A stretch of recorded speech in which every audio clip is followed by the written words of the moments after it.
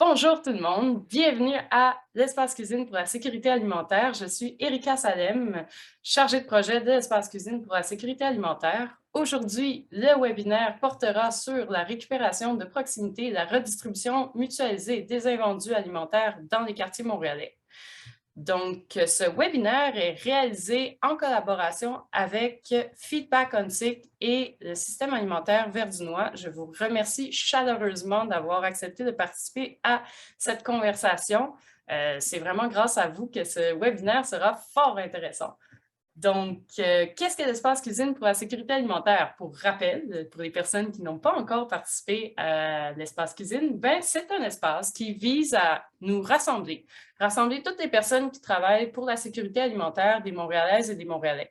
Peu importe où est-ce que vous travaillez, dans quel palier d'action vous travaillez, si vous êtes des professionnels liés à renforcer la sécurité alimentaire à Montréal, on est intéressé à vous avoir parmi nous pour qu'on se partage nos outils, nos bonnes pratiques, les leçons apprises des différents projets qui visent à répondre aux besoins alimentaires des Montréalaises et des Montréalais, particulièrement ceux des plus vulnérables. Donc, on veut se partager un peu la compréhension des enjeux liés à la sécurité alimentaire. On veut promouvoir des approches qui sont porteuses, qui sont mises en œuvre à Montréal. On veut renforcer la coopération entre les actrices et acteurs. Donc, on veut que les gens se connaissent un peu mieux, comprennent qui fait quoi à Montréal. Puis, on veut harmoniser le travail en sécurité alimentaire. Donc, sans plus tarder, aujourd'hui. Aujourd'hui, on parle de la collecte et de la redistribution mutualisée des invendus alimentaires dans les quartiers.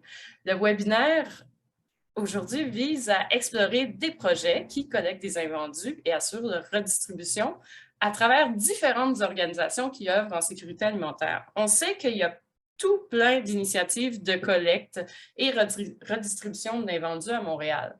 Mais aujourd'hui, on s'intéresse particulièrement aux projets qui assurent une redistribution de proximité et mutualisée. Donc, vraiment, qu'est-ce qui se passe dans les quartiers pour la collecte et la redistribution d'invendus au-delà de ce qui se fait au niveau régional? Puis, c'est quoi les enjeux, les approches?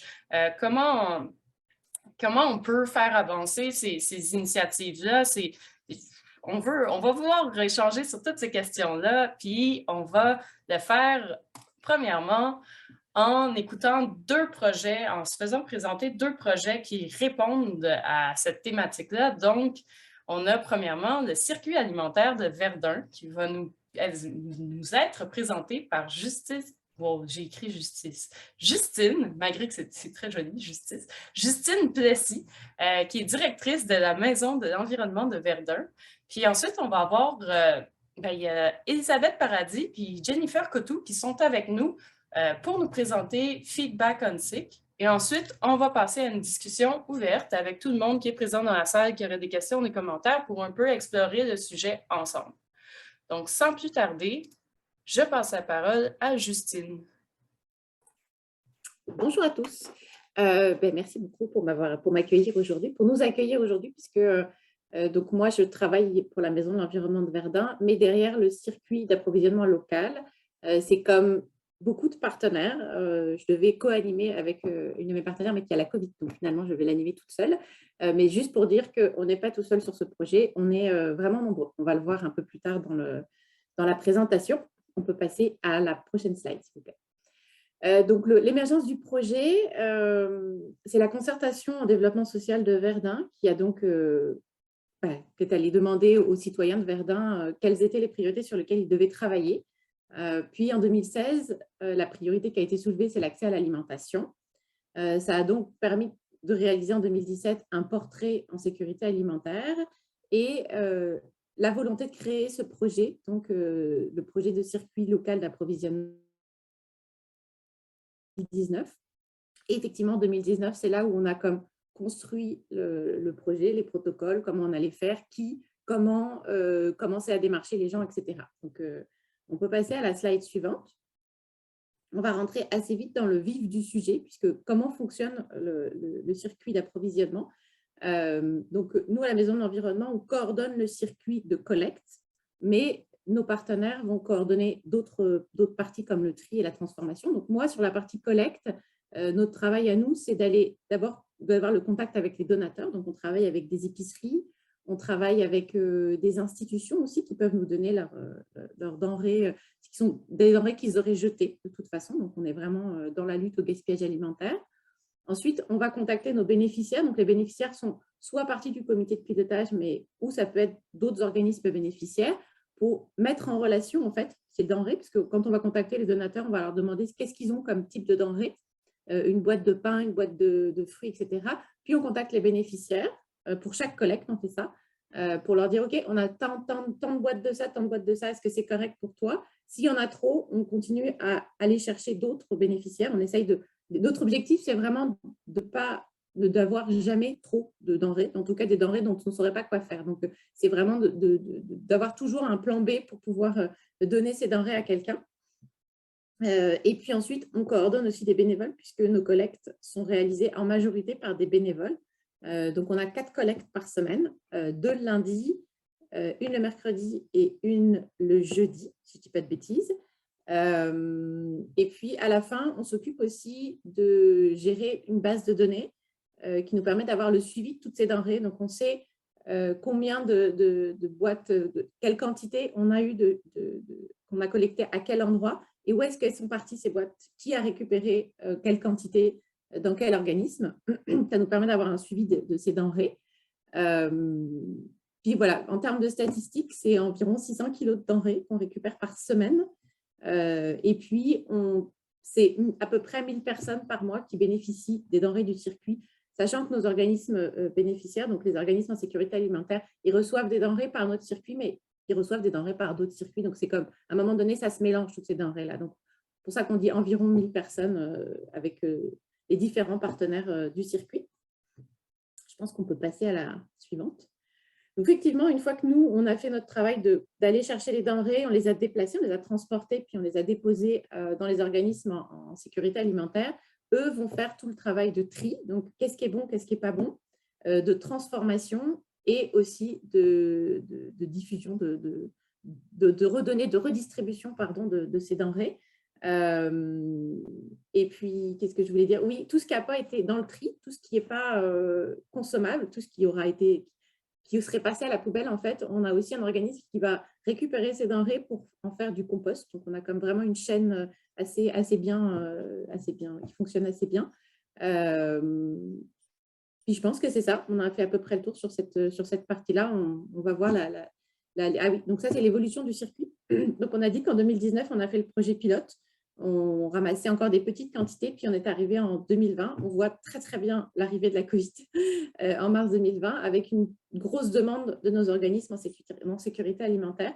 Donc, on a vraiment fait passer la vitesse supérieure en 2020 au niveau du circuit. On a augmenté les collectes, on a augmenté les bénéficiaires, on a augmenté les organismes aussi, les donateurs. Donc, on est allé démarcher plus d'organismes donateurs.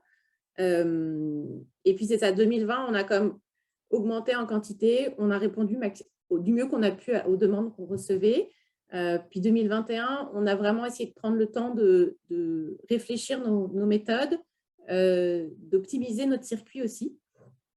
À l'époque, ce n'était pas fait par des bénévoles, c'était fait que par des salariés. Donc, il fallait comme aussi optimiser, réduire les coûts, pérenniser ce circuit. Donc, ça a été tout le travail de 2021.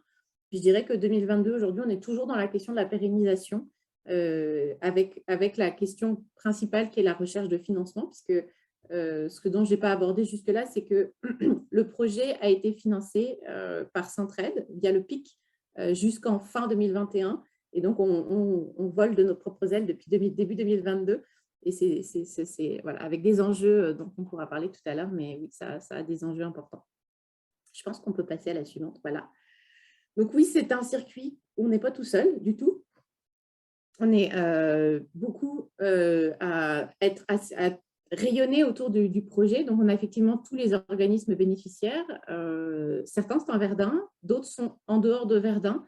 Ça nous permet aussi, encore une fois, quand on a trop de denrées et que nos organismes intérieurs de Verdun sont plus capables de prendre plus, parce qu'une fois que les congélateurs sont pleins, donc, on a des portes de sortie qui sont d'autres bénéficiaires dans d'autres arrondissements. On essaie de les prendre le moins loin possible, mais c'est ça, on fait du mieux qu'on peut. On a aussi des fois des tout petits bénéficiaires. Tout le monde n'est pas forcément inscrit là, mais voilà, on peut avoir différents types de bénéficiaires. On a aussi tous nos donateurs, donc ce que j'ai dit tout à l'heure, là, c'est des épiceries, ça peut être des grosses épiceries, des petites fruiteries, et puis on a effectivement tout ce qui est hôpital, CHSLD, qui nous fournissent des plats déjà préparés. Puis, le circuit est donc piloté, géré, co-géré tous ensemble. Je ne suis qu'une petite voix de cet ensemble de ce comité de pilotage. Donc, c'est piloté par la concertation développement social de Verdun, le SUS, nous, l'association Entre tes mains qui nous met à disposition sa camionnette pour faire les collectes en partie, l'arrondissement de Verdun qui est présent effectivement, le COS, c'est eux qui s'occupent de récupérer les denrées pour les composter, et puis la Casa Café et Repère Jeunesse d'Aussonne, qui sont les deux plus gros organismes en sécurité alimentaire de Verdun et qui vont faire le tri aussi et la transformation des denrées en majorité, on va dire. Et puis, effectivement, du côté des citoyens, on a quand même 6 bénévoles qui participent à ces collectes, donc font les collectes toutes les semaines avec nous. Et puis aussi, on a des bénévoles, une partie de la Casa Café qui nous aide pour faire les collectes une fois par semaine. Voilà, oui, effectivement, notre objectif à terme, pour l'instant, ce n'est pas encore réel, c'est en cours, on est encore en projet là-dessus. Et notre objectif, c'est d'aller créer un espace alimentaire de quartier, un espace qui nous permettrait de trier et de stocker des denrées qui sont récupérées dans le quartier, puisque c'est un enjeu. Tous nos organismes en sécurité alimentaire n'ont pas un espace pour trier. Donc, certaines voudraient pouvoir prendre des denrées, mais sont comme bloquées par cette question-là. Stocker, pareil, stocker des denrées, puisqu'on est capable d'en récupérer beaucoup. On serait probablement capable d'en récupérer plus. On est plus dans l'enjeu on est plus limité par les organismes en sécurité alimentaire et leur capacité de stockage, justement, que par la quantité de denrées qu'on pourrait recevoir.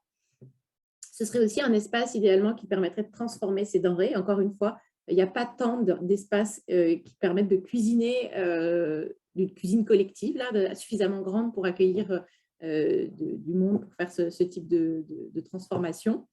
Puis ce serait effectivement une épicerie qui permettrait aux Verdunois vulnérables d'avoir des denrées, profiter des denrées du quartier, des denrées de qualité, et puis des denrées qui seraient disponibles. Puis l'idée aussi, pour terminer cet espace-là, c'est qu'on aimerait avoir un petit espace convivial où les gens pourraient comme prendre un café et puis consommer peut-être certains aliments qui sont préparés dans l'espace. Donc, c'est un projet à terme. On verra si on arrive à le faire ou pas, mais c'est un projet qui va avec le circuit court. En fait, l'objectif, c'est que le circuit court alimente des denrées qu'on collecte directement l'espace alimentaire de quartier qui deviendrait presque une plateforme où les organismes pourraient venir se servir et prendre ce dont ils ont besoin, plutôt que d'aller faire des collectes à chaque endroit, ce qu'on fait actuellement. Voilà, je pense que ça fait le tour de ma présentation. Merci beaucoup. Justine, oui, tu voulais ouvrir le plateau pour des questions. Puis on peut en prendre une ou deux si des gens ont une question qui leur brûle la langue pour Justine, pour mieux comprendre, saisir certains éléments qui ont été mentionnés. Puis, c'est super intéressant de voir votre objectif de construire cet espace. Ça doit être tout un défi, en fait. C'est un grand projet que plusieurs quartiers ont en tête. C'est d'avoir un tel espace communautaire, un véritable carrefour de stockage, redistribution avec épicerie. Il y a plusieurs quartiers qui sont en train de se structurer pour arriver à ça. Ça prend beaucoup de ressources, que ce soit financières ou même des ressources humaines pour y arriver. Puis, on va être vraiment curieux de suivre l'évolution de votre projet là, à Verdun. Puis, j'étais curieuse de savoir, vous avez dit que vous avez été financé par le PIC 1. Est-ce que vous avez reçu est-ce que vous êtes dans un processus pour poursuivre avec un PIC 2? C'était compliqué. Je dirais oui et non. OK, parfait. Oui et non, parce que oui, on aimerait ça. L'un de nos enjeux actuels, c'est un porteur. C'est-à-dire comme on est un collectif, c'est bien, mais il faut quand même qu'il y ait un organisme qui soit porteur du projet, celui qui recevra les financements et qui sera comme en charge du projet. Puis on est dans des discussions aujourd'hui pour peut-être monter une coopérative avec les différents acteurs du circuit pour que cette coopérative devienne l'organisme porteur. mais on est encore c'est en cours, c'est en cours. Donc oui, si on peut, oui, on aimerait ça. OK, parfait, super. Ben, merci beaucoup, Justine. Il n'y a pas de questions brûlantes dans la salle présentement. Donc, on va pouvoir passer au prochain projet, qui est le projet de Feedback on Sick. J'invite donc Elisabeth Paradis, qui est nutritionniste de formation, enseignante au Cégep et beaucoup plus, citoyenne engagée, à nous présenter le projet de Feedback on Sick. Merci, Erika. Bonjour tout le monde. Je suis présente aujourd'hui avec ma collègue Jennifer, qui est, ben là, vous ne voyez pas son visage, mais elle est connectée via téléphone. Puis, je l'invite à m'interrompre à tout moment si je dis des bêtises. OK, je voyais qu'elle avait ouvert son micro, c'est parfait. Dans le fond... Ah, allô, Jen. Donc, on est 3 co-instigatrices du projet Feedback on Sick Cartierville. Notre 3e collègue, Stéphanie, est présentement en congé de maternité. Là, elle vient de donner naissance. Mais dans le fond, le projet Feedback, c'est issu d'une forte mobilisation citoyenne dans le quartier on Sick. On l'appelle Feedback on Sick Cartierville, là, mais c'est vrai que pour l'instant, on est vraiment plus concentré dans le quartier on Sick.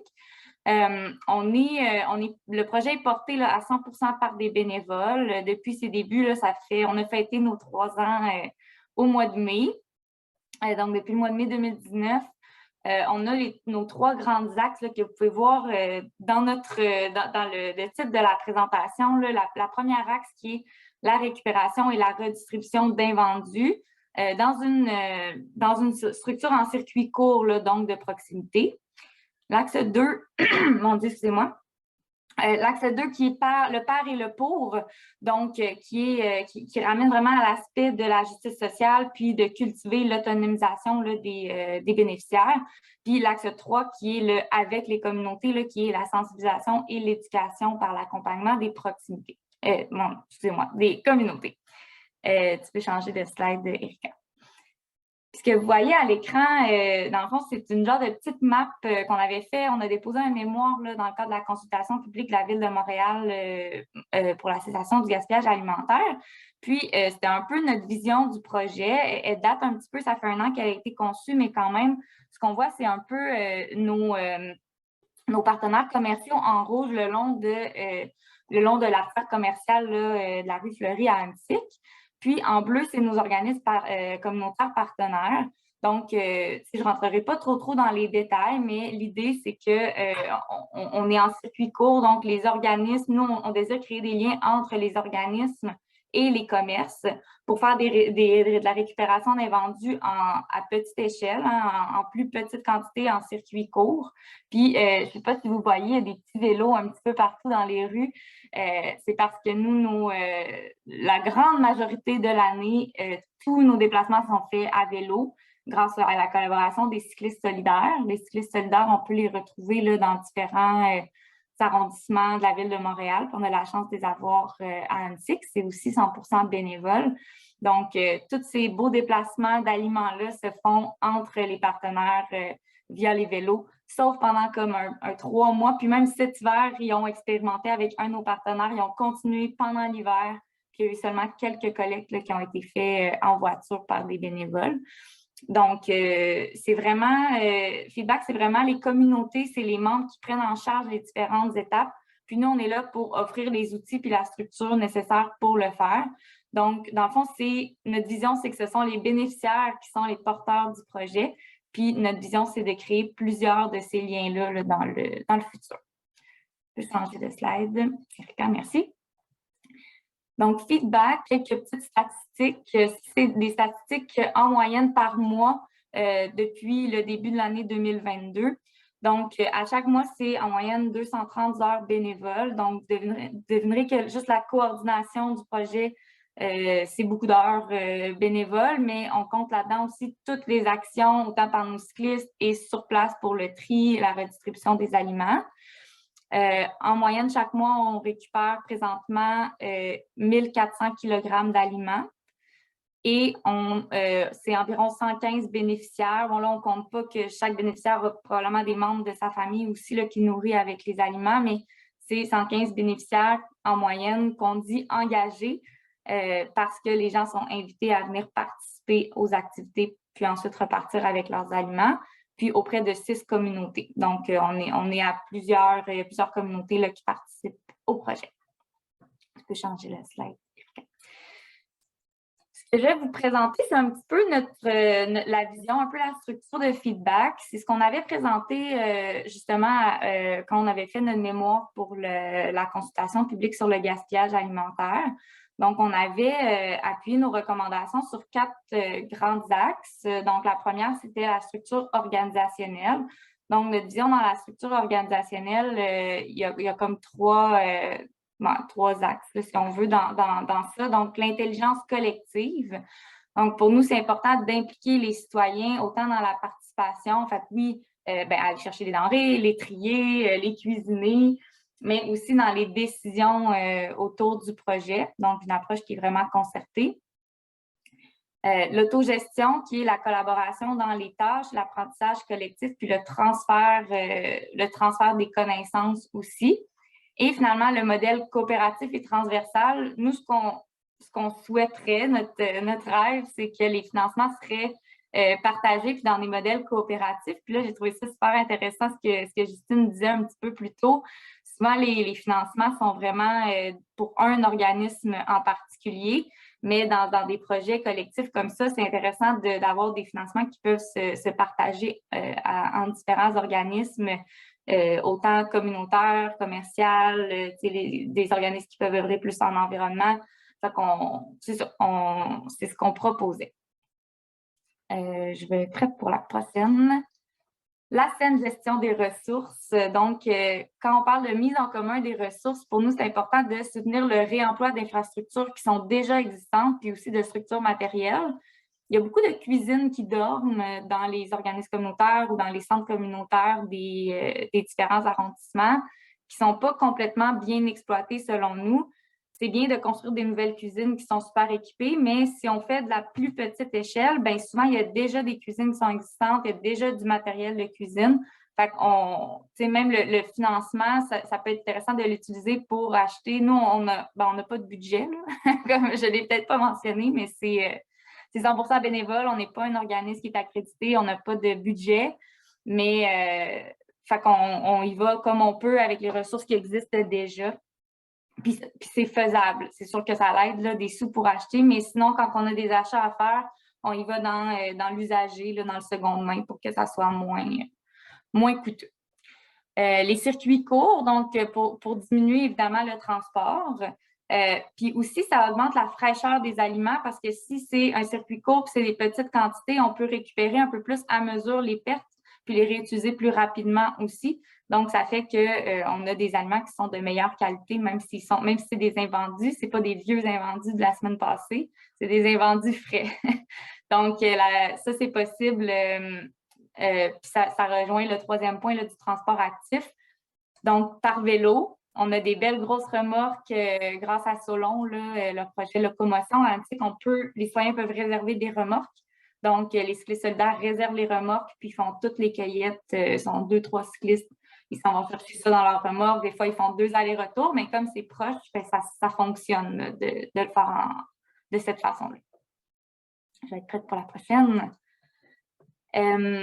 L'économie sociale et solidaire. Donc, le cœur de feedback, c'est la mobilisation citoyenne, d'inciter à la participation citoyenne dans les prises de décision. Nous, on est né en 2019 d'une consultation qu'on a faite. On a appelé ça un café mob.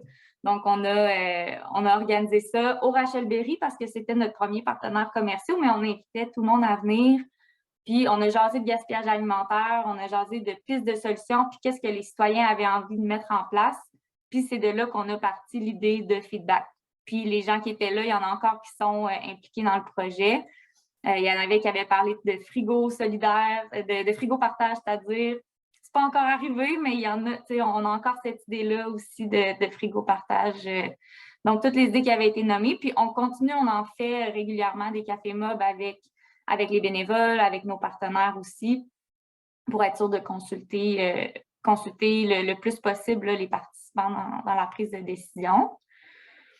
L'éthique et la solidarité dans les échanges, bien, Bien, ça, c'est surtout entre tous les partenaires là, d'être vraiment ouverts et transparents, puis aussi d'adapter les moyens de communication. C'est-à-dire que tous nos partenaires commerciaux ont des façons différentes de fonctionner, ont des moyens de communication différents, puis même nos participants puis nos bénéficiaires. On a des participants, même des bénévoles actifs qui n'ont pas Internet, qui n'ont pas de téléphone cellulaire, puis ils réussissent à être impliqués quand même dans le projet, mais il faut s'adapter, puis il faut réussir à trouver des moyens d'inclure ces gens-là quand même dans nos rencontres, parce que c'est beau Zoom, mais après, il faut que les gens puissent se connecter sur le Zoom. Fait qu'on essaie de diversifier nos moyens de communication pour être plus inclusif finalement. Puis, la médiation, ben nous, de la façon qu'on fonctionne pour le lien entre le commerçant puis l'organisme où ont lieu l'activité, c'est d'outiller un trait d'union. On appelle cette personne-là le trait d'union. C'est la personne ressource du milieu qui fait le lien avec le commerçant puis qui s'assure qu'il va avoir une bonne communication entre les deux parties puis que c'est adapté à la réalité des deux partenaires, finalement. Fait que nous, Feedback, on outille le trait d'union, on l'accompagne, mais le but, éventuellement, c'est qu'après plusieurs mois ou années, tout dépendant des milieux, ben, on se retire. Finalement, ce lien-là, il est fait, il est solide, l'organisme est outillé, puis ça fonctionne, ça continue tout seul, si on veut. C'est pas tout seul, hein, on le sait, ça prend toujours on continue à accompagner, puis nous, on est toujours là pour aider, mais on est très, très, très présent au début. On est très, très là à chaque semaine, à chaque activité. Puis tranquillement, on peut se retirer puis laisser le milieu rouler plus tout seul. En fait, c'est qu'on est plutôt des facilitateurs de projet parce qu'éventuellement, le projet est entièrement porté par la communauté. Exactement. Vers quoi on souhaite tendre. Oui, puis au niveau du financement, c'est sûr que nous, on n'a pas de financement à proprement parler, Feedback, mais ça permet d'encourager, par exemple, un de nos partenaires, Rêve à nous, qui est un OBNL d'habitation. Mais eux, une fois que le projet est là, qui est rendu le leur, puis nous, on facilite ça, bien, eux, après, sont positionnés pour demander des financements pour les aider dans leur activité. Fait que c'est un petit peu ça. Et je vais être prête pour la dernière.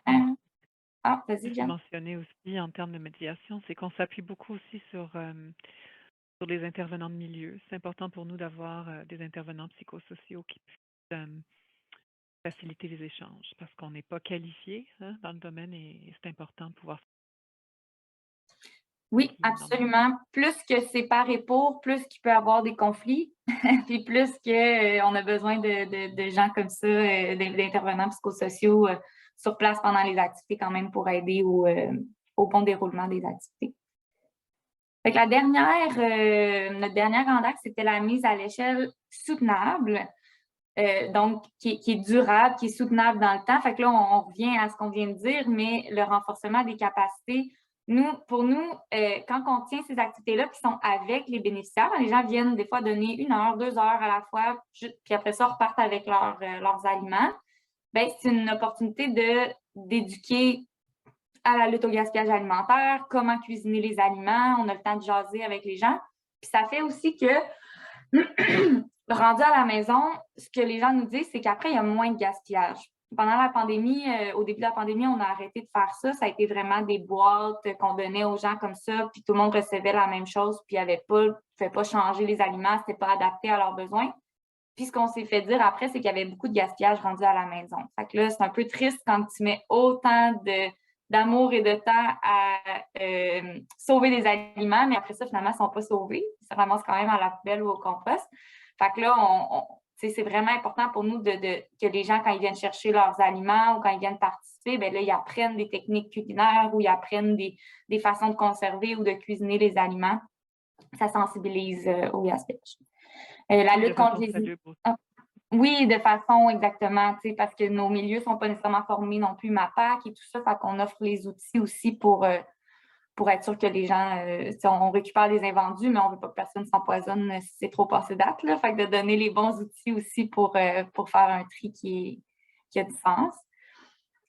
La lutte contre les inégalités et la pauvreté, nous, on priorise les populations qui sont vulnérables dans la redistribution des denrées valorisées. On se rend compte aussi que les commerçants sont sensibles à ça, ne veulent pas qu'on réutilise les surplus pour faire de la vente ou pour donner à n'importe qui. On ne veut pas, nous, remplacer les banques alimentaires. C'est vraiment un canal qui est complémentaire, soit pour aller chercher des gens qui ne vont pas dans les banques alimentaires, qui ne veulent pas y aller, ou qui y vont, mais que c'est un complément, les aliments qu'ils reçoivent via feedback. Puis, finalement, le maillage entre les diverses parties prenantes, c'est sûr qu'on instaure là, plusieurs partenariats diversifiés, comme vous avez vu au cours de la présentation, dans des commerçants, des partenaires communautaires. Puis, on essaye de maintenir le dialogue constant aussi entre ces différents partenaires-là. J'avais beaucoup à dire, puis j'ai pas tout dit, mais le temps file, fait que de toute façon, on va pouvoir élaborer un petit peu plus après dans les discussions, j'imagine. N'hésitez pas si vous avez des questions. Moi, j'en ai des questions. C'est Erika qui parle. Merci beaucoup, Elisabeth et Jennifer. C'est super intéressant. Ça va être vraiment super d'entendre les personnes dans la salle. Moi, j'ai des questions. Je voulais de précision, peut-être parce que j'ai manqué d'attention, mais je suis curieuse. Quand tu as mentionné 1400 kg d'aliments, est-ce que c'était 1400 kg d'aliments récupérés ou redistribués? C'est une très bonne question. Ça, c'est récupéré. C'est sûr qu'on fait des statistiques aussi. Ça, c'est une autre affaire qu'on outille, là, mais il faut que les partenaires pèsent les aliments, tout ça. Puis on demande de peser le compost aussi à la fin pour voir qu'est-ce qui a été directement au compost. Là, ça varie d'un commerçant à l'autre, d'un milieu à l'autre aussi. Mais Jen, tu pourras me corriger, là, j'ai l'impression que c'est à peu près un 5 là, qui s'en va directement dans le compost. Mais il y a une autre catégorie d'aliments que nous, on fait à Feedback. En fait, on trie en 3 catégories. Il y a ce qu'on appelle le régulier, donc ce qui est vraiment très bien. Ou, c'est sûr qu'on va enlever des petites feuilles de laitue pas belles, on va replacer l'aliment pour qu'il soit beau. Puis là, ça, c'est nos réguliers. Puis ensuite, on a ce qu'on appelle nos courageux. Puis les aliments courageux, c'est soit des aliments qui sont utilisés pour cuisiner sur place ou que les gens peuvent aller choisir en plus pour bonifier leur panier si ça ne leur dérange pas, eux, d'avoir une carotte avec des petits cheveux ou d'avoir comme des aliments un petit peu plus moches. Puis ça, c'est quand même une proportion qui peut être quand même plus grande. Là. Ça peut aller vers 30 d'aliments courageux là, qui, dans un... en tout cas, selon mon expérience, dans les banques alimentaires plus traditionnelles, ça en irait directement à la poubelle ou au compost, là, parce que ce n'est pas des aliments de qualité où il peut y avoir, ça peut être une patate douce avec un petit bout de moisissure. Nous, on va couper un pouce autour, puis le reste va être encore bon. Fait que c'est des aliments courageux qu'on va vraiment sauver, puis qu'on va donner aux gens qui veulent bien les prendre ou on va les cuisiner. Super. Puis... Ah oui, vas-y, Jennifer. La distinction se fait dans le sens que la personne qui le reçoit l'a choisi, donc ça ne lui a pas été déversé là, dans une boîte ou vraiment le choix. Puis habituellement, si elle le choisit, c'est qu'on l'a aussi accompagnée à savoir comment elle peut l'apprêter rapidement dans les 24 heures. C'est ce qu'on fait. Magnifique. Ça fait donc une belle, justement, vous parlez de sensibilisation, éducation, c'est vraiment une des forces de votre projet, je pense. Il y a Catherine Francidis qui demande, et la 3e catégorie, c'est le compost, et on confirme que oui. Oui, c'est le compost. Des fois, on ne peut pas, des fois, c'est ça. Des fois, on ne peut pas sauver. Parfait. On arrive oui. à faire émerger de ces chiffres-là un indice fraîcheur où est-ce qu'on combine le compost et les aliments courageux pour déterminer dans nos bilans saisonniers avec le commerçant la proportion, ce qu'on appelle notre indice fraîcheur de ce qui était rapidement consommable et ce qu'il est pour voir si on doit augmenter la fréquence des collectes. Oui, parce que plus qu'on collecte souvent dans la semaine, meilleur qu'est l'indice fraîcheur. Il y a des commerçants où on allait une fois par semaine récolter les surplus de la semaine au complet. Vous devinerez que l'indice fraîcheur n'était pas très bon parce que y a des affaires qui traînent dans le frigo depuis une semaine. Mais si on y arrive à y aller 3 fois dans la semaine, mais là, l'indice fraîcheur est beaucoup meilleur parce que là, c'est des pertes seulement des 2-3 derniers jours tout au plus. Magnifique. Je vais arrêter le partage de présentation pour continuer un peu plus en mode de donner envie aux gens de poser leurs questions. Je suis une personne avec une curiosité infinie, donc j'ai quand même noté quelques questions. Fait que je vais poursuivre tant qu'il n'y a personne qui ne lève pas la main, mais n'hésitez pas à intervenir, à lever la main si vous avez des éléments que vous aimeriez. Yes, someone asked if you can ask a question in English. For sure you can. I will just translate it for everybody to understand. So please take the mic. OK, ben, dans le fond, je peux le demander en français, c'est juste que par écrit, ça me prend un petit peu plus de temps. Je me demandais si j'avais manqué cette information, mais quand est-ce que les résidents ont été approchés comme pour avoir la discussion initiale dans le tout début du projet? C'était combien de temps avant? Pour feedback, ben, nous, on s'est lancé dans le projet là, les yeux fermés. Je pense que le lendemain de notre café mob, on récupérait déjà des aliments puis on distribuait ça dans le parc, dans les soirées de pique-nique Tolhurst à l'été 2019. Fait qu'on était un petit peu, c'est ça, là, on s'est garoché là-dedans, puis là, on faisait des paniers, puis on distribuait ça. Fait que ça s'est comme passé très graduellement. Puis là, on a approché Rêve à nous, qui eux ont des locataires, là. Mais c'est l'intervenante de Rêve à nous qui approchait les locataires, qui les invitait à venir cuisiner. Puis là, nous, on venait à tous les mardis cuisiner avec eux. Fait que je ne sais pas si ça répond vraiment à la question, parce qu'on sait pas, on n'a pas approché ça d'un point de vue, on démarre un projet, on y pense pendant des mois, puis après ça, on se lance. On s'est plus lancé. Puis après ça, le projet a comme pris forme autour de ce qu'on faisait. On apprenait, puis on réajustait. Puis là, on amenait des nouveaux partenaires commerciaux, des nouveaux partenaires communautaires. OK, ben oui, ça répond vraiment. Merci. C'était juste pour voir à peu près c'était quoi le délai entre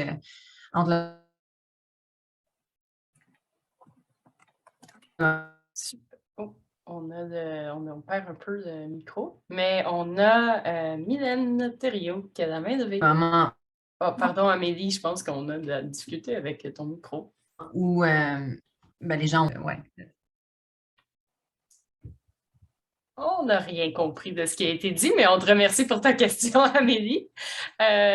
Désolée, si tu veux exprimer ce que tu as dit par le chat, ça va peut-être nous permettre de saisir tes deux dernières phrases, mais je vais laisser la parole à Mylène Thériault. Oui, salut.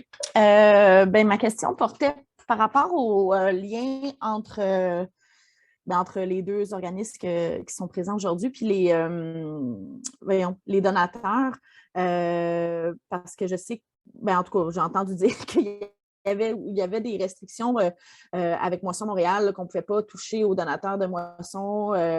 Puis je me demandais comment vous avez fait votre recherche de donateurs, puis comment vous avez réussi à les convaincre, entre guillemets, ou est-ce qu'ils étaient tout de suite super contents de donner, ou est-ce que ça leur a pris un peu de pression, ou en tout cas, bref, je me demandais les relations, comment ça s'était passé, puis les démarches, comment vous avez effectué vos démarches. Je peux répondre en premier si tu veux, Elisabeth, puis je te laisserai après répondre. De notre côté, on est vraiment allé dans la communauté verdunoise. On a tapé aux portes, puis on est allé demander, on a allé présenter le projet, puis voir comment ils allaient réagir. Il y a effectivement des organismes qui ne donnent pas parce qu'ils sont déjà Moisson Montréal. Puis tous les autres, ils étaient ravis de participer. Il y avait, je pense, la crainte du temps que ça allait leur prendre, de garder les denrées, puis combien de temps, puis où, puis qui c'est qui allait s'en occuper, surtout dans les grosses épiceries, la IGA.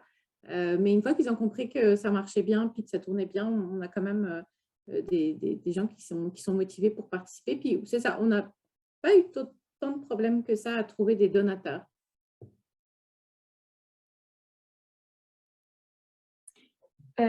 Pour notre part, peut-être que je laisserai Jennifer répondre. C'est plus elle qui fait le lien avec le commerçant. Ça te va-tu, Jen? Oui, en fait, les émergences des partenariats se sont faits de façon un peu intuitive. Là. Moi, je travaillais dans le premier commerçant qui s'est prêté au jeu, Rachel Berry, sur la promenade. Et en fait, ça faisait 1 an qu'on observait déjà les quantités. Puis j'avais déjà un bon réseau de partenaires communautaires de par une autre implication sociale. Donc, même, quand on dit essai-erreur, oui, on s'est lancé un peu essai-erreur, mais on avait déjà quand même une certaine vision, un beau potentiel là, à explorer avant de se lancer. Et puis, le commerçant était prêt. Il attendait juste, il venait me voir même en fait, que j'allais souvent discuter avec le directeur, la direction du commerce, comment on pouvait déployer le projet. Puis on me disait, quand j'ai vu les quantités et tout ça, puis j'ai vu, je savais que seule, je ne pouvais rien faire. Donc, ça prenait vraiment une mobilisation citoyenne autour d'un projet de cette envergure-là. Et il fallait attendre que ça émerge de la communauté. On a fait plusieurs concertations, dont une par le biais d'un comité de mobilisation sur l'environnement. Et Elisabeth elle s'est jointe à cette... Et c'est comme ça qu'on a associé. Et puis ensuite, quand d'autres commerçants ont vu un peu ce qu'on fait, parce qu'on a rayonné rapidement dans le premier été, comme elle disait, on était dans les festivals, on était dans les marchés, on était un peu partout dans le but de se faire connaître. Et le rayonnement nous a permis aussi de mobiliser des bénévoles et d'autres commerçants qui sont venus me voir directement, parce que moi, je suis à la caisse de Rachel Berry, voir si on pouvait faire affaire avec eux. Donc, il y en a même d'autres qui sont en attente. C'est juste qu'il faut avoir des communautés pour recevoir les denrées. Donc, il ne manque pas de commerçants qui veulent collaborer et on n'offre aucun reçu d'impôt. Donc, c'est juste pour vous dire, très alléchant pour les commerçants de participer à un projet comme le nôtre parce que ça tisse des liens avec la communauté. Donc, moi, c'est ce qu'on nous Ouais. dit. Ils sont très heureux. Oui. Oui, puis peut-être pour l'approche du commerçant, c'est vrai qu'on en a déjà approché qui nous ont dit on n'a pas ça, nous, des pertes. Là. Des fois, ils veulent vraiment pas, puis c'est pas vrai, là. Tous les épiceries ont des pertes. Mais fait que des fois, il y a une fermeture automatique, comme non, non, non, non. Mais comme Jen a dit, Jennifer, c'est sa force, c'est d'aller les voir, de créer un lien de confiance, d'aller doucement aussi. Voici ce qu'on fait. Nous, on faisait des feuilles de retombées, justement, avec qu'est-ce qu'on récupère, à qui ça va, fait que leur remettre ça. Voici ce que nous, on fait, où ça s'en va. Ça reste dans le quartier. On peut vous faire une feuille de retombées que vous pouvez afficher dans votre commerce, puis que là, les clients le voient, puis les clients voient que vous donnez à des causes qui sont importantes aussi. Parce que c'est ça, on leur donne pas, il n'y a pas d'avantage financier là, pour eux, mais c'est un avantage plus, c'est ça, plus au niveau de leur clientèle. Mais c'est vrai que ça prend une communication qui est constante avec le commerçant, puis aussi avec les employés, parce que des fois, le gérant ou le directeur est très, très, très content du projet, mais si les employés continuent à mettre les aliments dans la poubelle au lieu de les mettre de côté dans le frigo, ben on ne reçoit rien. Fait qu'il faut trouver des moyens aussi à l'interne pour renseigner les employés puis les sensibiliser. C'est Oui, en fait, c'est pas toute l'importance d'un trait d'union. Hein. On parlait de trait d'union Ouais. chez le partenaire communautaire, mais on juge que ça prend aussi un trait d'union dans le partenaire. Quelqu'un à l'interne avec qui le filon. Puis comme je vis aussi pas loin de la promenade, puis les commerçants avec lesquels on fait affaire, c'est sur la promenade. Ben moi, quand je passe, je dis bonjour. Vraiment, il y a un esprit de communauté qui se fait. Les gens adhèrent à petite échelle. Hein. Ils aiment bien faire affaire avec des gens qu'ils connaissent. Ils revoient souvent. Donc, moi, ça semble être un élément important. Puis à l'interne, ben, c'est des liens avec les employés qui s'investissent aussi. Puis on demande à nos partenaires commerciaux de tisser les mêmes liens. Donc, tranquillement, quand nous, on se retire, ben, les partenaires communautaires vont faire le même travail que moi je fais. Ils vont venir en magasin plusieurs fois, venir bonjour, aller saluer les employés, les remercier. Pas juste la feuille des retombées, c'est intéressant parce qu'ils ont des statistiques. Les gérants qui aiment ça, mais les employés, eux, ils aiment bien avoir le contact direct d'un merci.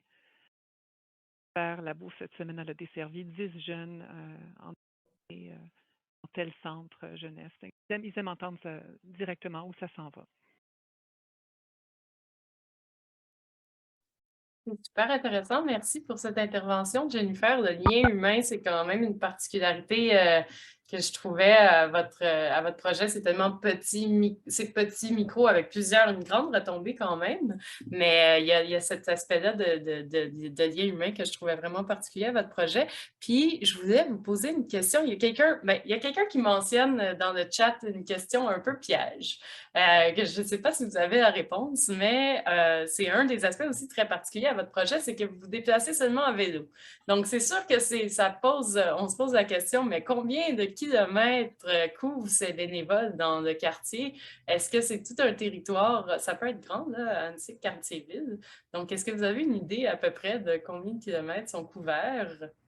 C'est pas, ça leur fait pas tant de route que ça. Faudrait que je regarde là, je pourrais regarder, ça prendrait pas longtemps, là, mais entre le Rachel Berry puis, mettons, Rêve-à-nous, c'est vraiment pas, c'est pas si grand que ça, Annecy. Puis on choisit quand même, on essaye de trouver un commerçant qui est proche de l'organisme, là.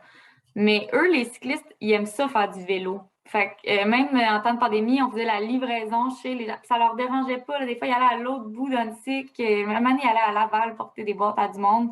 Ça leur dérangeait pas. Mais quand tu as comme 50 kilos de bouffe dans ta remorque, c'est sûr que tu veux pas non plus te rendre à Laval avec ça. Fait que je vous écrirai ça dans le chat. Je vais regarder c'est quoi la distance. Ben, des fois, ils le font 2 fois. Ils vont Rachel, mettons, ils vont porter, puis ils retournent chercher ce qui restait, puis ils retournent. Je le calcule, je vous reviens. OK. L'aspect de circuit, justement, le circuit court, de le mettre en lien avec l'organisme le plus proche, c'est sûr que ça aide énormément. Moi, j'avais une question. J'ai plusieurs questions, puis vu qu'il n'y en a pas dans le chat, j'en profite, mais n'hésitez pas à lever la main. Tu as mentionné, Elisabeth, qu'il y a des cuisines qui dorment. Puis les ressources financières servent à faire des achats pour du matériel usagé. J'étais un peu curieuse de comprendre c'était quoi les besoins quand vous trouvez, par exemple, cette cuisine qui dort.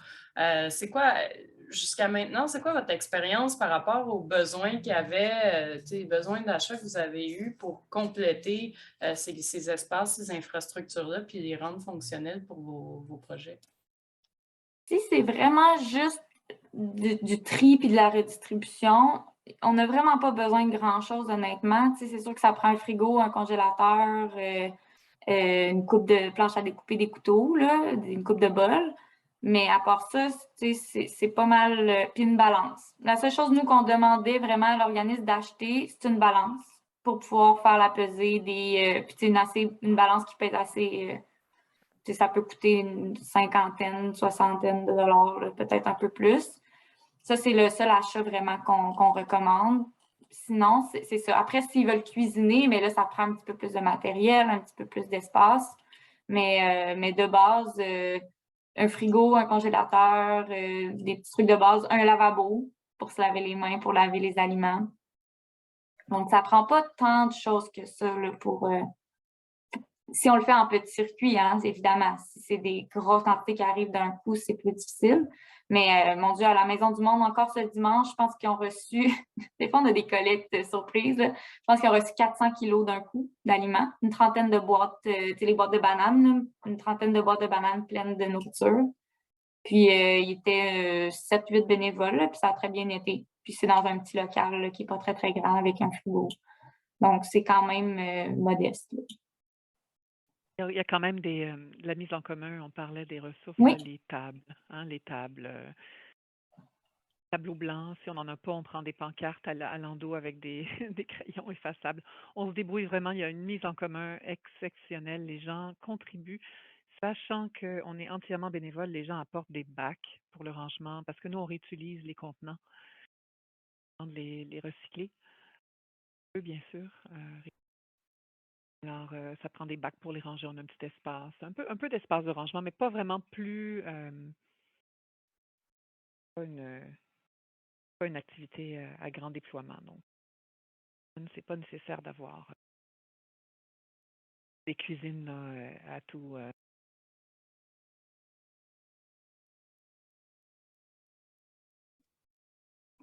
Ça coupe un petit peu, Jennifer, quand tu prends la parole. On réussit à saisir ce que tu dis, mais il fallait bien sûr que la technologie joue contre toi, comme tu m'avais mentionné avant le webinaire. Donc, j'aime ça quand tu prends la parole, mais je tiens à te mentionner quand même qu'on en perd quelques petits mots parfois, mais on comprend certainement ton point. Il y a plusieurs questions. Je vais prendre la question de la personne, la main levée. Donc, c'est Véronique. C'est moi, OK. Je n'étais pas certaine. Bonjour, j'ai une question pour Justine. Tu avais parlé de la ressource entre tes mains. J'étais curieuse d'en savoir plus, si possible. Oui, tout à fait.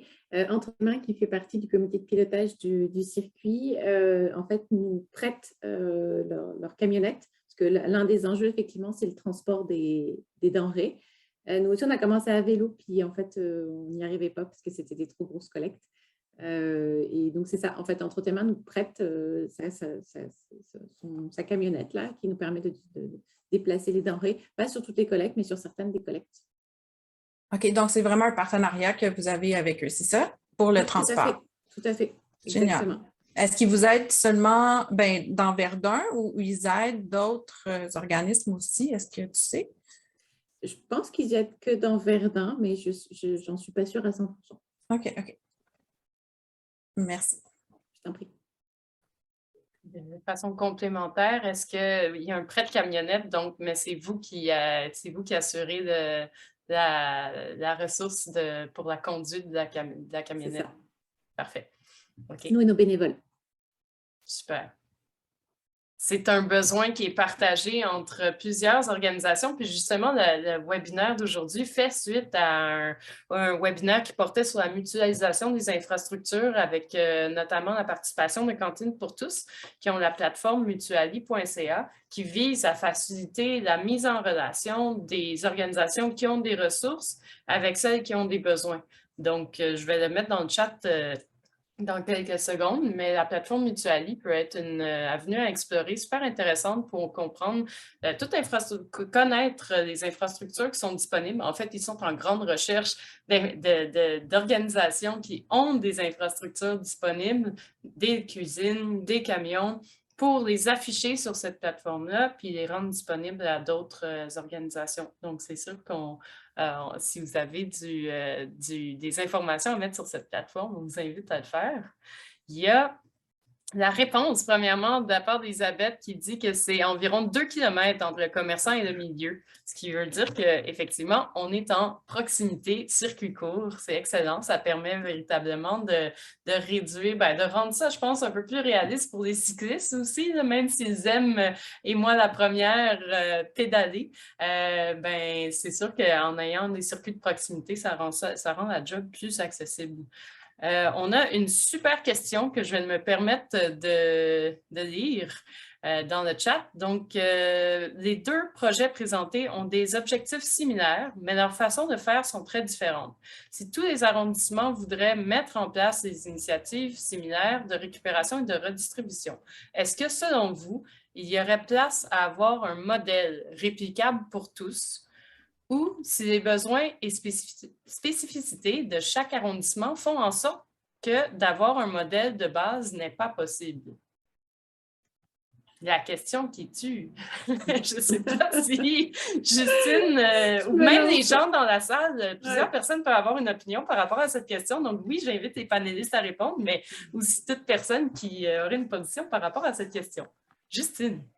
Je pense que oui, on a un objectif similaire à la fin, qui était éviter le gaspillage alimentaire, mais peut-être que, à moins que j'ai mal compris feedback, mais j'ai l'impression que dans feedback, c'est vraiment n'importe quel citoyen qui peut participer au projet et récupérer ses denrées. Chez nous, c'est quand même très orienté en sécurité alimentaire. Donc, on va orienter ces denrées pour les personnes qui ont peu de moyens et qui n'ont pas forcément de quoi se nourrir de façon quotidienne, là, en tout cas. Puis peut-être que ça oriente la forme du projet, parce que on est vraiment né, nous, sur un projet de sécurité alimentaire. Il se trouve que le gaspillage alimentaire a embarqué dans le projet, mais l'objectif, c'était vraiment de répondre à cette insécurité alimentaire. Puis pour répondre à la question, Je ne sais pas s'il y a un modèle réplicable exactement.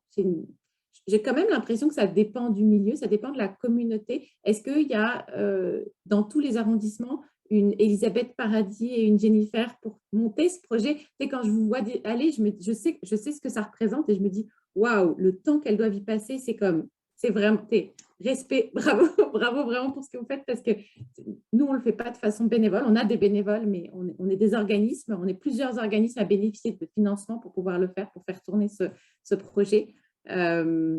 Puis c'est ça, est-ce que dans tous les arrondissements, on trouverait des bénévoles suffisamment impliqués, suffisamment présents dans la communauté pour pouvoir porter un projet aussi gros? Je ne peux pas répondre à cette question. Puis c'est ça dépend vraiment peut-être des objectifs dans la finalité. Puis ça dépend du tissu communautaire aussi, probablement. Nous, c'est né des organismes, puis c'est ça, avec la communauté, mais en particulier au départ avec les organismes communautaires. Je ne suis pas sûre que ça réponde complètement à la question.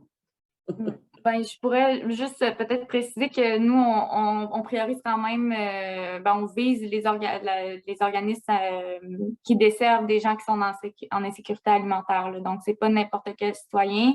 La seule chose qui est un peu plus flexible, c'est nos aliments courageux, là, parce que là, c'est à la fin, il nous reste des surplus d'aliments moches. Là, on est un petit peu plus flexible aux citoyens courageux qui veulent vraiment éviter. Là, on arrive dans vraiment la lutte au gaspillage, parce que là, ces aliments-là, personne ne les veut. On ne veut juste pas les gaspiller. Mais sinon, les organisations qui reçoivent, les gens qui reçoivent, en tout cas, c'est des gens qui sont en insécurité alimentaire et qui sont vulnérables. Des fois, ils prennent aussi du dépannage en plus, ou des fois, ils ont arrêté le dépannage et ils prennent juste les boîtes feedback. Là, ça dépend des gens. C'était peut-être la première affaire, mais en effet, je pense pas que c'est réaliste de penser qu'il y aurait des projets 100% bénévoles comme ça dans tous les arrondissements. Par contre, je pense que la structure peut s'adapter à une coopérative ou à une organisation là, qui aurait des employés rémunérés. Mais je pense que d'impliquer les citoyens, ça se fait même s'il y a des gens rémunérés. C'est juste que c'est fait différemment. Mais c'est ça. Je pense que le modèle peut s'adapter aux réalités de différents organismes. Si on souhaite que l'implication citoyenne reste au centre, bien là, ça demande un effort supplémentaire d'aller chercher les citoyens et de les impliquer de façon active. Je peux me permettre de compléter? Bien, certainement. En fait, au départ, bien sûr, c'est une émergence, une volonté citoyenne d'agir sur un phénomène urgent, hein. On jugeait que c'était vraiment important d'intervenir avec les quantités phénoménales qu'on gaspille chaque jour. Et de la communauté, là, c'était le besoin ressenti qui était très fort, mais au service des plus vulnérables. Et ça fait vraiment partie de nos 4 volets, là. On parle de lutte à la pauvreté et aux inégalités. Donc ça se fait pas. La justice sociale, pour nous, elle a une place centrale dans le projet. Nos collaborateurs courageux, nos bénévoles courageux, c'est des experts en soi, quelque part, là. Ils sont vraiment merveilleux pour transférer leur savoir aussi aux bénéficiaires, souvent, qui eux-mêmes ont un certain savoir. Donc, le transfert de savoir mutualisé dans le projet est fort. Et pour nous, il a émergé durant la pandémie parce que les courageux, avant la pandémie, n'étaient pas présents. On a fait appel à des gens pour nous aider à récupérer les aliments moches alors qu'on ne pouvait plus les cuisiner. On ne pouvait plus se rassembler pour les cuisiner. Mais donc, le gros de notre sensibilisation se faisait durant la cuisine qui récupérait les aliments moches. Donc, tout ce qui était beau et revitalisé était redistribué aux personnes dans le besoin, identifiées par les intervenants de milieu. Donc, c'est eux qui gèrent la sélection de qui reçoit. Donc, et ensuite, les aliments moches sont cuisinés ensemble dans un sentiment de partage, d'inclusion et de mixité. Et c'est ça les retombées les plus importantes qu'on entend souvent de la part des intervenants quand ils ont des surfaces. Donc, on ressemble beaucoup au projet Verdun, à ce que je comprends. Hein. Encore une fois, on ne l'a pas rencontré. On ne se connaît pas de près.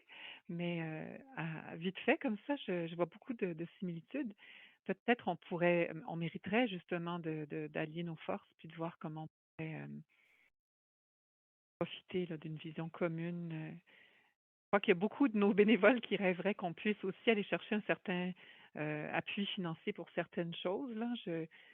J'avoue que c'est moi un peu souvent qui mets les freins au départ pour dire non, non, non, on voit d'abord ce qu'on peut faire bénévolement entre nous, puis avec un maximum de mise en commun des ressources.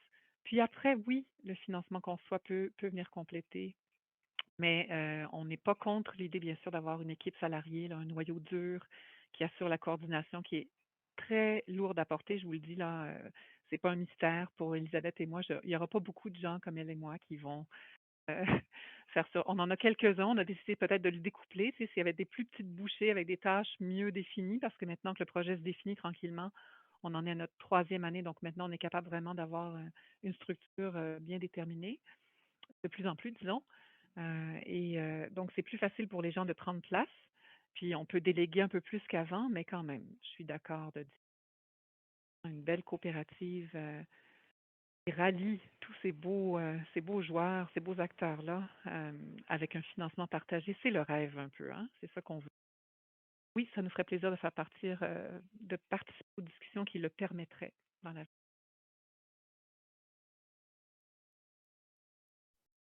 Super, c'est vraiment la raison d'être. Je suis contente, vous m'avez fait un jour là, parce que c'est la raison d'être de l'Espace Cuisine, de favoriser des mises en relation entre les intervenantes et intervenants du milieu, puis renforcer les projets qui se passent sur le terrain, puis que ces échanges-là, qu'on me donne des espaces d'échange comme ça. Donc, ça me fait vraiment plaisir de vous entendre.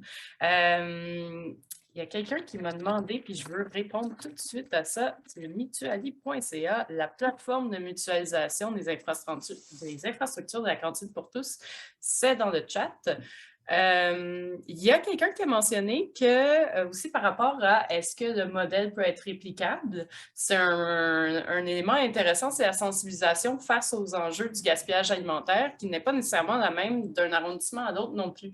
Il y a des initiatives de sensibilisation qui se passent de tous bords, de tous côtés, puis on peut avoir une population qui est particulièrement sensibilisée parce qu'il y a déjà un projet qui se passe, il y a une initiative qui s'est passée, peu importe c'est qui le porteur, à quel niveau, mais ça fait en sorte qu'on peut être face à une population qui est très peu sensibilisée sur la question et donc il y aura un effort supplémentaire qui va devoir être fait à ce niveau-là.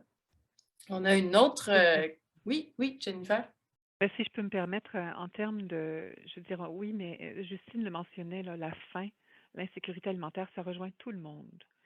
Donc oui, la lutte au gaspillage, ça devient un élément de sensibilisation complémentaire, mais oui, si on s'appuie sur la cause de la sécurité alimentaire, tu sais, je crois que ensemble, on peut travailler. C'est un peu ça que j'essayais de mettre. Oui, les causes ne sont pas dissociées dans ce qui me concerne, moi. Là. Je vois pas de distinction. Je crois que ça se rejoint largement, l'injustice sociale et l'insécurité alimentaire. Donc, tout l'aspect de l'environnement, là. On traite souvent l'environnement comme on traite les gens. Donc, si on prend soin des gens, il y a des grandes chances qu'on prenne soin de notre environnement. C'est si bien dit, puis il y a Mais tellement en de fait, choses. Oui, vas-y, d'un Jennifer. arrondissement à l'autre, Erika, excuse-moi, ça me brûle un peu des lèvres, là, je vais le mentionner avant de l'oublier. D'un arrondissement à l'autre, c'est vrai que la démographie change. À Huntsic, on a une population, une démographie plus, on a une sorte d'organisation citoyenne, en fait, autour de gens retraités qui souhaitent s'impliquer et redonner à la communauté. C'est peut-être pas le cas dans tous les arrondissements, ça c'est un fait. Alors, que la mobilisation citoyenne doit être différente d'un arrondissement à l'autre. Mais le modèle en soi, le nôtre est très souple, on peut l'adapter, surtout si on agit en concertation et c'est un peu le modèle là, de geste que je comprends et à chaque étape pour être sûr. Milieu. Super. Moi, le lien entre la protection de l'environnement puis la justice sociale, pour moi, est fondamental. Puis encore une fois, ça me fait vraiment plaisir d'entendre tout ça. Puis ça passe partie de mon travail. C'est vraiment super. On a une autre intervention qui mentionne pour que plus d'initiatives similaires perdurent ou soient mises en place par plus d'arrondissements, est-ce qu'une implication financière de la Ville de Montréal deviendrait nécessaire? Mon Dieu, ces questions de sont profondes. Qui va se sentir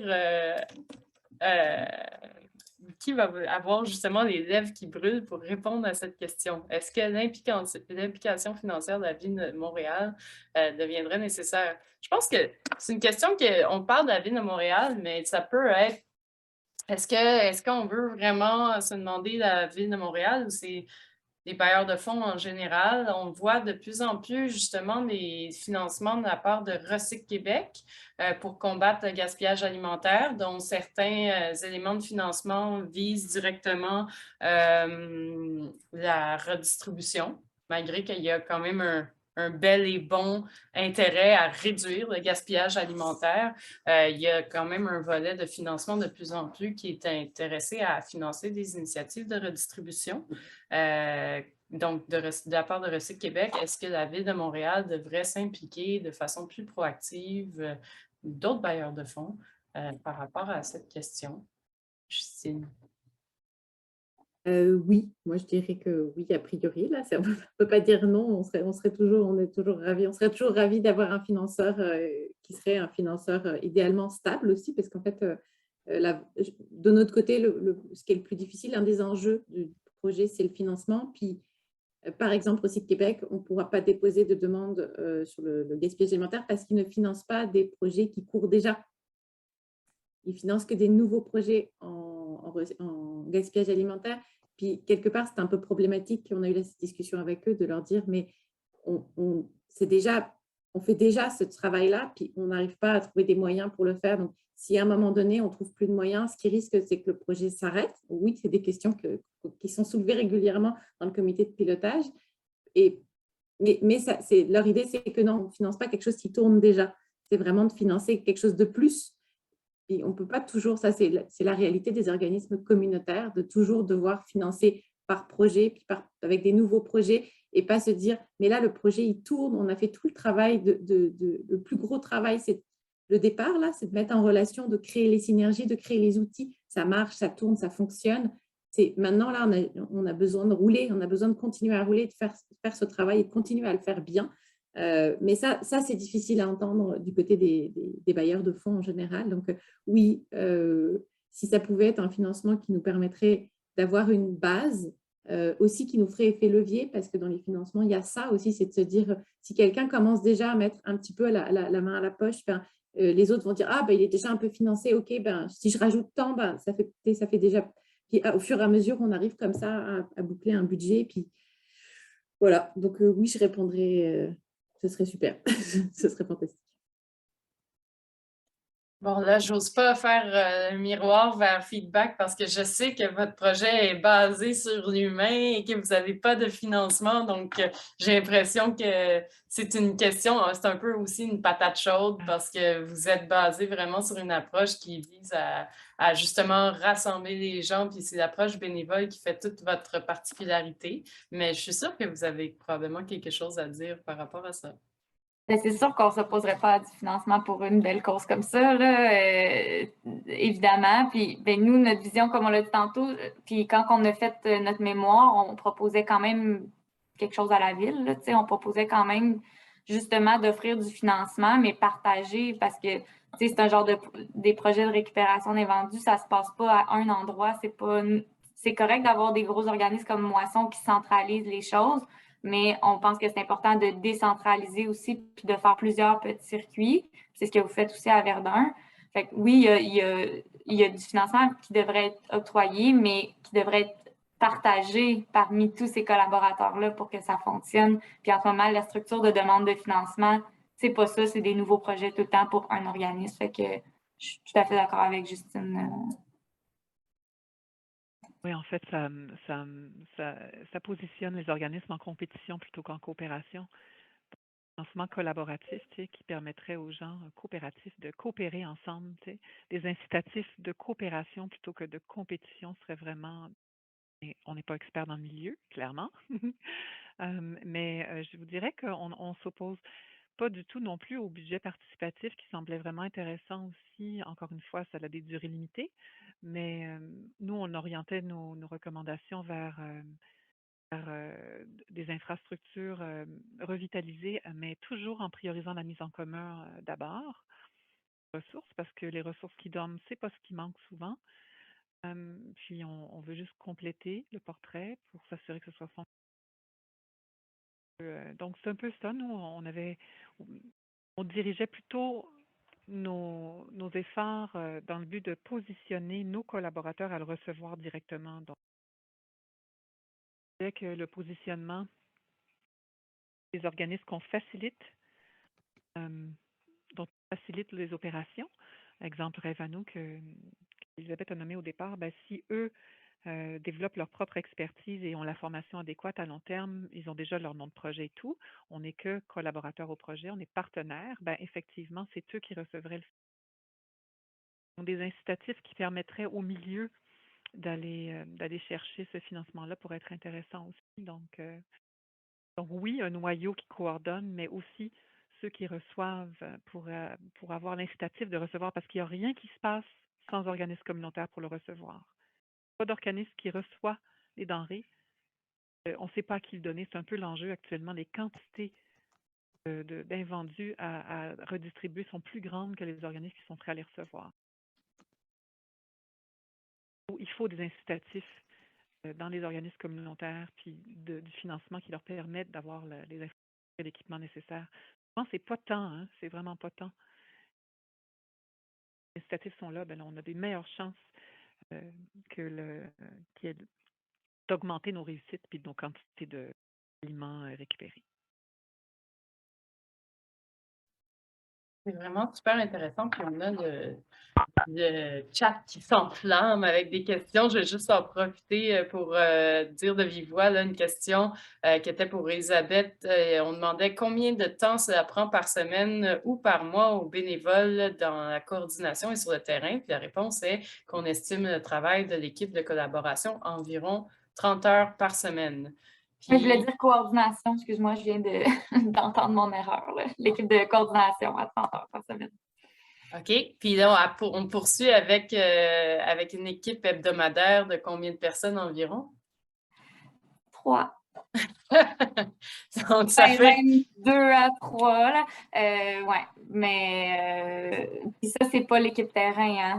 C'est parce qu'après, là, on a découpé en plein de petites bouchées. Fait que là, on a un bénévole qui fait plus l'inventaire, un qui fait plus les cyclistes, le transport. Fait que finalement, c'est peut-être plus que 30 heures, mais on a comme tout mis en petites bouchées, là. Fait que là, on a plusieurs personnes qui font plein de petites bouchées. Ouais. Mon rire était un peu un rire de reconnaissance et je sais pas c'est quoi les sentiments qui m'habitent, mais vous êtes vraiment, comme Chloé dit, vous êtes vraiment incroyable de porter ce projet-là puis de mettre toute l'énergie que vous mettez, c'est magnifique.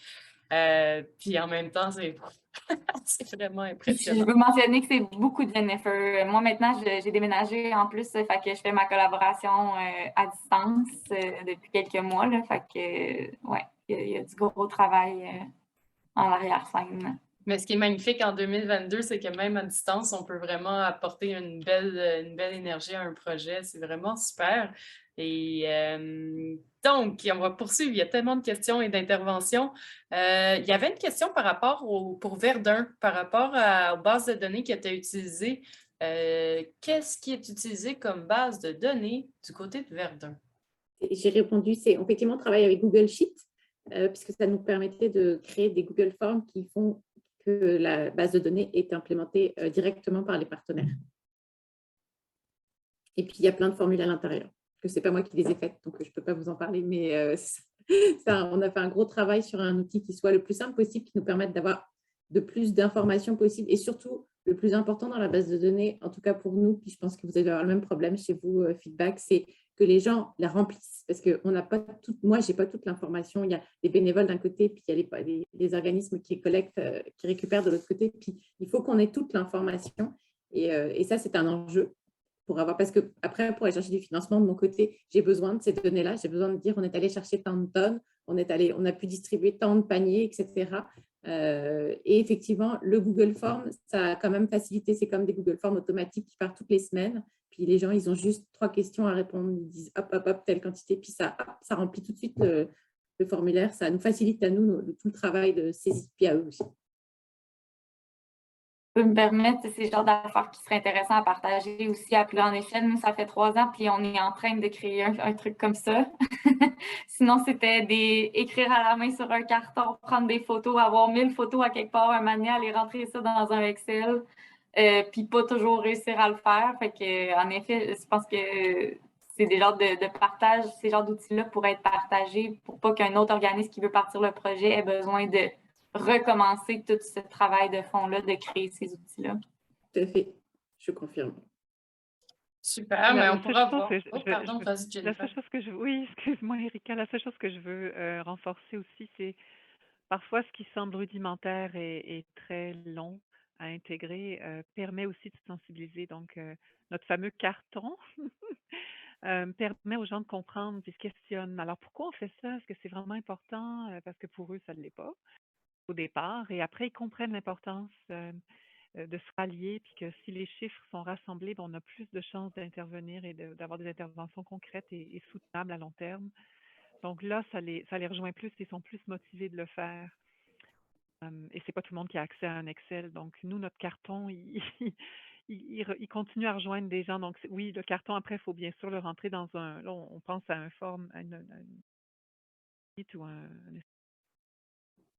mais je maintiens que notre petit carton va avoir sa place. Mais oublie pas, on est à petite échelle, hein, on est encore et on veut le demeurer aussi, là, c'est important, l'échelle humaine derrière.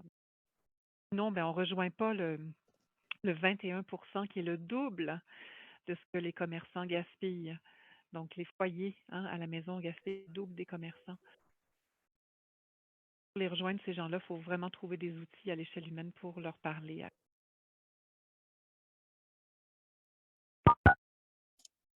Super, merci pour ton intervention, Jennifer. Moi, j'aime beaucoup votre approche de justement la question de la fracture numérique, puis le fait de rester très sensible, de rester inclusif par rapport aux personnes qui n'auraient pas accès à ces outils-là ou qui préfèrent simplement ne pas les utiliser. Ça reste quand même, c'est sûr qu'à plus petite échelle, c'est plus facile à faire, mais je trouve justement que c'est très adéquat, c'est très adapté au fait que vous restez en petits circuits courts, vous restez à l'échelle humaine, vous avez des approches qui sont adaptées, qui permettent de le faire véritablement en étant inclusif. Après ça, quand on passe à une autre échelle, là, ça peut devenir plus compliqué d'aller d'avant avec ce genre d'initiative-là, mais je trouve que votre sensibilité par rapport à ça est fort importante. J'ai mis dans le chat 3 éléments que je voulais vous mentionner. Le lien vers l'outil de Dawson ne fonctionne pas, mais je vais m'assurer de vous l'envoyer après le webinaire parce que effectivement, je vous ai mis trois ressources. Le mémoire de feedback on site qui a été déposé pour la consultation, où est-ce que toute la présentation ce qui vous a été présenté aujourd'hui est exposé plus en détail. C'est super intéressant, super pertinent. Il y a un protocole de mesure qui a été développé par Dawson, le Collège Dawson, en partenariat, si je ne m'abuse, avec Ville-en-Vert, il y a maintenant déjà 2-3 ans, qui est super pertinent et très bien structuré et qui est pour vous, qui est monté, c'est un méga Excel, mais qui peut être adapté et qui, oui, c'est ça, le lien vers le protocole de mesure ne fonctionne pas présentement, mais je vais vous l'envoyer dès que le webinaire finit, là, je vais vous rendre ça disponible. Il est comme caché dans les méandres d'Internet et puis, c'est pas facile à trouver, mais c'est un outil magnifique que je vais vous rendre disponible et que vous avez droit de vous approprier et d'utiliser à votre guise. Et c'est vraiment intéressant comme pour juste structurer votre travail si vous êtes intéressé à suivre le calcul là, de votre récupération. Ça peut être, c'est un outil qui est pour vous, qui est adaptable et c'est vraiment bien fait. Ensuite, il y a un petit guide pour la récupération auprès des commerçants qui a été développé aussi, si je ne m'abuse, par Ville-en-Vert, mais il y a de ça déjà au moins 6 ans, qui est plus de base, mais qui reste vraiment intéressant comme outil à utiliser pour si ce n'est que s'il y a des bénévoles qui sont intéressés sur la question ou des gens qui veulent en savoir plus, ça peut être intéressant à partager aussi. Ça reste tout à fait pertinent. Ça permet de sensibiliser toute personne intéressée à comment s'y prendre pour développer des partenariats dans les commerces et restaurants, puis même les commerces et restaurants, comment s'y prendre. Donc, c'est vraiment le lien entre les détaillants et les organismes communautaires, comment renforcer ce lien quand il y a une initiative de récupération puis de redistribution d'invendus. Donc, c'est simple, efficace. Et puis, il y a encore plusieurs questions. Il y a quelqu'un qui a mentionné que les critères de Recyc Québec sont très difficiles à atteindre pour le financement et je vois des hochements de tête. J'avoue que je n'ai pas exploré la question en détail. Je serais curieuse d'en savoir un peu plus sur cet aspect. C'est quoi les éléments d'achat, les éléments qui sont un peu plus compliqués au niveau des critères? Si vous avez des réponses, je serais curieuse. Il y a Mylène Thériault qui lève la main et c'est d'ailleurs, je crois, la personne qui avait poser la question, commenter en fait. Mylène. Oui, excusez. Oui, en fait, à Saint-Léonard, on entrevoit là, cette idée-là de partir un genre de pôle alimentaire ou de redistribution des denrées, diminution du gaspillage, etc., là, depuis un certain temps. Puis, on avait regardé le financement de Recyc Québec cette année pour peut-être l'utiliser à cet effet-là. Puis finalement, nous, je sais qu'on n'est pas éligible à cause, j'ai pas les... Il faudrait que je ressorte le formulaire, là. Mais je pense qu'il faut que... il y a un certain pourcentage du projet qui ne doit pas être financé par le gouvernement en soi. En tout cas, excusez, j'ai l'impression d'être... j'ai levé ma main, puis finalement, je ne suis pas capable d'être très précise. Là. Je vais juste essayer de ressortir Je pense que je l'avais supprimé. En tout cas, de mémoire, c'est ça, c'est qu'il y avait un certain pourcentage du projet qui devait être financé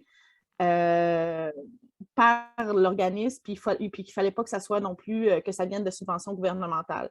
Puis nous, de notre côté, on vit juste de ça, on vit de subventions, là, fait qu'on pouvait pas, on n'était pas éligible par rapport à ça. Là. Mais je pense qu'il y a d'autres mains levées, fait qu'il y a peut-être d'autres personnes qui vont pouvoir mieux répondre que moi. Là. C'est vraiment déjà une réponse cruciale qui, je pense, c'est pas mal le clou du spectacle. Là. Si on ne peut pas recevoir un certain pourcentage de financement par le gouvernement, c'est sûr qu'un organisme communautaire va difficilement avoir accès à ces financements-là. Donc, peu importe ce pourcentage, je pense que c'est une grande partie de la réponse. Mais Justine, peut-être que tu as plus de détails. Oui, on les avait rencontrés effectivement parce qu'on voulait déposer. Et puis finalement, ce qu'on a compris, c'est que d'abord, ils n'allaient pas financer un projet qui tournait déjà, ce qui était pour nous problématique parce qu'il faudrait qu'on arrête le projet pour le relancer, pour pouvoir déposer, ce qui n'est pas vraiment notre objectif. Il était lourd quand même. On en fait des demandes de financement, puis il est long, il y a beaucoup de questions, puis il y a beaucoup de questions compliquées qui prennent vraiment beaucoup de temps. C'est comme... pas n'importe qui peut remplir ça. Là. Très honnêtement, je trouve qu'il faut avoir les reins solides. Puis de notre côté, il y a eu aussi dans nos partenaires celui qui était pressenti pour être le porteur. La reddition de compte avait l'air d'être très, très, très pointue. Puis je suis tout à fait pour le fait que l'argent public soit bien géré. Là, je n'ai pas de problème avec ça. Mais quand on sait qu'on est plusieurs organismes qui nous partageons l'argent, c'est-à-dire que oui, effectivement, on est en co-gestion. Donc là, d'un coup, on n'a pas tous les mêmes fonctionnements, puis ça peut compliquer un peu justement les redditions de comptes.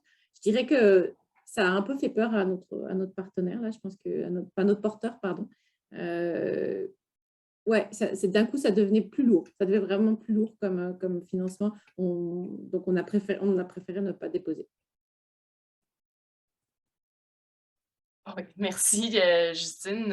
C'est vrai que si ça prend des connaissances fines, puis énormément de temps, puis que déjà on est en sous-effectif avec une difficulté déjà à avoir de la main-d'œuvre, de commencer à répondre à des appels à projets hyper compliqués, ça peut être un peu rebutant, c'est certain, même si c'est super important puis intéressant d'avoir un bon suivi et évaluation de ces projets. Il y a comme un juste milieu, je pense, là, à avoir pour ce genre de projet-là par rapport aux ressources qu'on attribue dans notre société aux communautaires.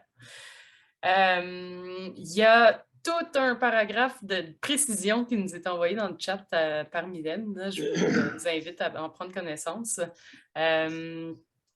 Puis, il y a quelqu'un de l'arrondissement de la Chine qui nous précise que du côté de la Chine, le local est fourni par les organismes qui participent au projet que ce soit pour l'entreposage, la cuisine de transformation, le frigo, le congélateur.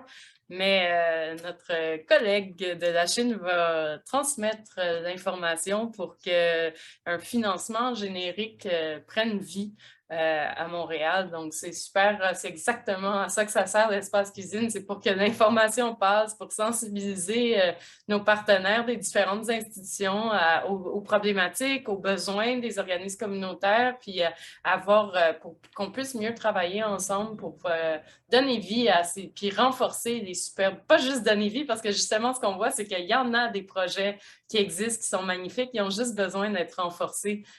Donc, c'est bon, on ne veut pas toujours sans cesse recommencer et faire naître des projets innovants. Ça se passe sur le terrain et ça se passe bien. On a juste besoin de les appuyer. Et je passerai donc la parole à Sébastien qui a levé la main.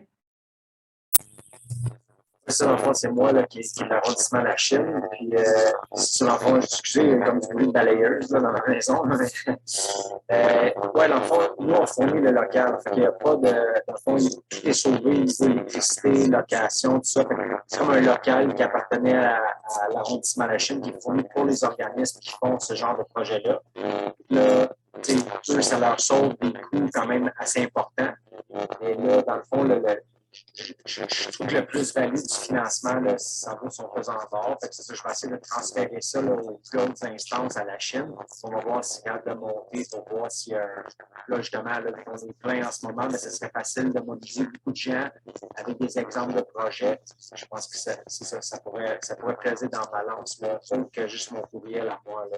C'est ça. On va essayer de voir qu'est-ce qu'on peut faire avec ça.